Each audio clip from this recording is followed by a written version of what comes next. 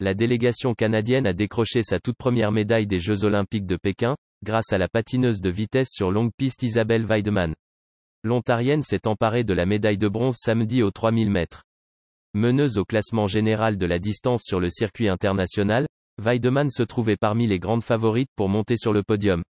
Elle avait notamment brillé aux Coupes du Monde de Tomaszów Mazowiecki et de Calgary cet automne, où elle avait obtenu 2 médailles d'argent.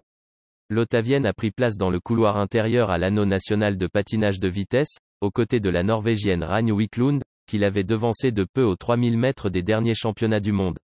Fidèle à ses habitudes, Isabelle Weideman a connu un départ moins rapide que plusieurs compétitrices.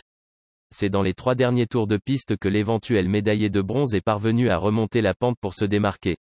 L'athlète de 26 ans a conclu la course avec force pour se frayer un chemin jusqu'au podium, le premier de sa carrière à des Jeux Olympiques. Lollobrigida a réalisé un départ canon et était provisoirement en tête après 5 tours de piste. Schouten a ensuite accéléré pour prendre les commandes et filer vers un record olympique de 3 minutes 56,93 centièmes et, bien sûr, vers la médaille d'or. La représentante de l'Italie l'a suivi de près en franchissant la ligne d'arrivée 1,13 s derrière. Il s'agit de la deuxième médaille olympique de la néerlandaise, après celle de bronze au départ groupé en 2018 à Pyeongchang. Une première pour Valérie Maltais. Valérie Maltais a quant à elle donné ses premiers coups de patin à des Jeux en patinage de vitesse sur longue piste, après avoir représenté le Canada à 3 Jeux sur courte piste. Samedi, la Saguenéenne a occupé le couloir intérieur dans son duo avec Evgenia Lalenkova, du ROC.